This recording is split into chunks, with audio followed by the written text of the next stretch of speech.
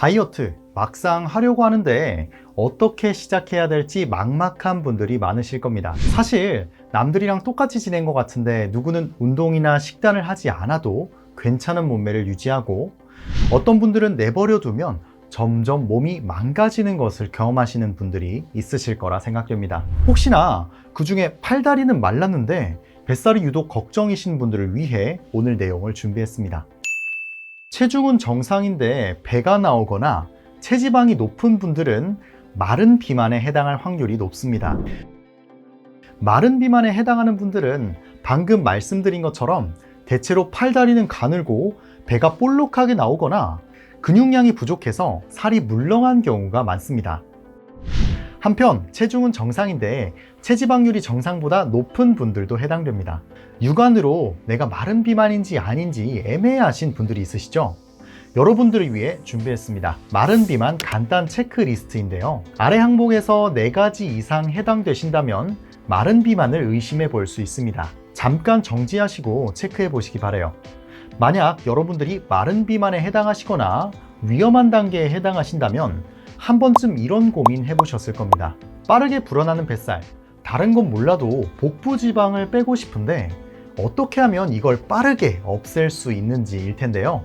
여기서 우리가 복부 지방이 왜 생기는지 원리를 알아야 해결할 수 있겠죠. 잘못된 다이어트를 하시는 경우 빠른 체중 감량을 목적으로 식사량을 급격하게 줄이는 분들이 있으십니다. 이때 신체가 갑작스러운 환경 변화에 적응하기 위해서 기초대사량을 낮추고 지방보다는 근육을 먼저 분해하기 시작합니다. 쉽게 말해 식량이 없을 때를 대비해서 고밀도 에너지원인 지방을 아껴두고 지금 당장은 단백질을 사용해서 버텨본다는 거죠. 사실 굶으면 단기간에 어느 정도 살이 빠지기는 합니다. 하지만 이건 단백질과 탄수화물이 수분과 함께 빠져서 급격하게 체중이 줄어들기 때문인데요. 꼭 필요한 친구들을 먼저 없애버리는 거죠. 굶는 다이어터 분들이 늘 정체기를 경험하시는 이유가 이것 때문입니다. 이렇게 운동을 병행하지 않고 식사량만 줄인 다이어트가 반복되면 근육은 빠지고 몸에 지방이 쌓이게 됩니다. 즉 체지방률이 높아져서 마른 비만으로 갈 확률도 높아지고 덩달아 복부에도 지방이 쌓이게 되는 거죠. 해결 방법은 생각보다 간단합니다.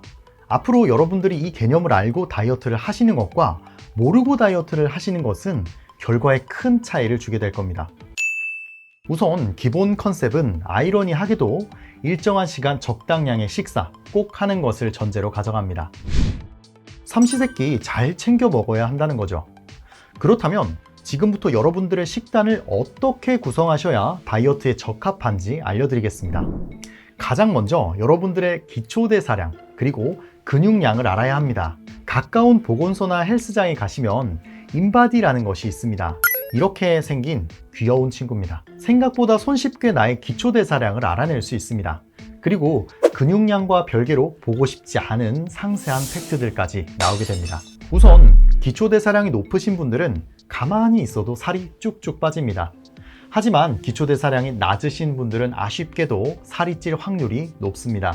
여러분들이 원하는 가만히 있어도 살이 빠지는 몸을 만들기 위해서는 근육량을 키우셔야 하는데요. 특히 하체 근육이나 가슴 근육 등 큰 근육을 먼저 공략하시는 것이 좋습니다. 그리고 팁으로 운동하실 때 약간 서늘한 곳에서 하시는 것이 도움이 됩니다. 왜냐하면 우리 몸이 체온을 유지하기 위해서 많은 에너지를 사용하기 때문이죠. 이런 점을 활용하시면 다이어트 효과를 증폭시키는 데 도움이 되실 겁니다. 두 번째로 간단한 산수를 하셔야 하는데요. 다이어트를 위한 탄수화물의 하루 섭취량은 당질 기준으로 100g 아래입니다. 다이어트를 하기 위해서는 단계별로 당질을 30g, 50g, 100g 3단계로 나눠볼 수 있는데요. 무리하게 당질을 빼고 단백질이나 지방으로 대체하게 되면 케토시스가 일어나 좋지 않을 수도 있습니다. 그러니까 간단하게 가장 안전하고 효율적인 방법을 알려드리겠습니다. 2가지 약속만 지키면 되는데요. 첫 번째 약속은 하루 3끼를 꼭 최대한 일정한 시간에 드셔야 하고요.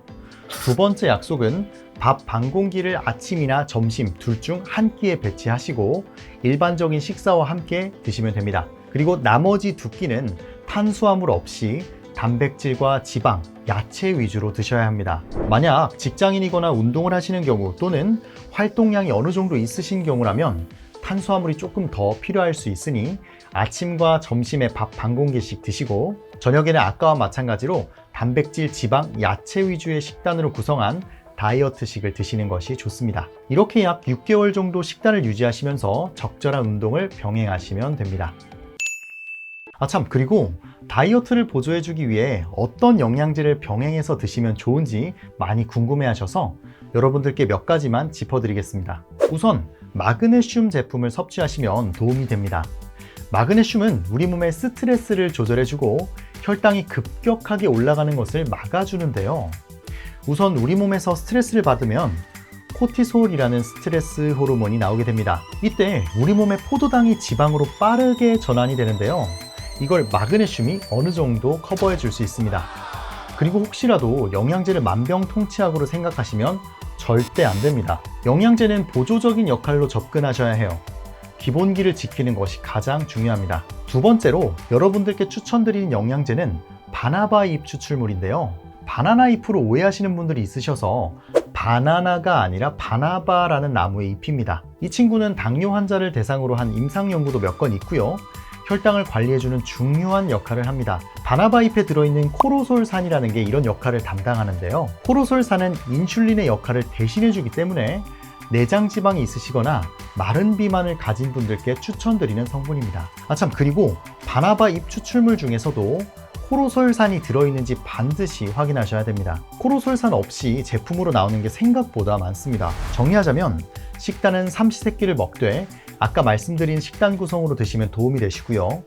영양제는 마그네슘과 바나바잎 제품, 특히 코로솔산이 들어가 있는지 확인하시고 보조적으로 활용하시면 좋을 것 같습니다. 다음 시간에는 식품에 따라서 살이 찌는 것과 그렇지 않은 것이 나뉘는데요. 조금 더 디테일한 부분까지 챙겨가실 분들께 도움이 될 것 같습니다. 궁금한 내용 있으시면 언제든지 댓글로 알려주시고요. 여러분들께 도움되는 정보 드리기 위해 노력하겠습니다. 이상 큰 그림 그리는 약사 오약이었습니다. 영상이 도움이 되셨다면 여기 구독 버튼을, 누군가에게 추천해주고 싶다면 좋아요를, 매주 새로운 영상을 받아보고 싶다면 알림 설정 눌러주세요.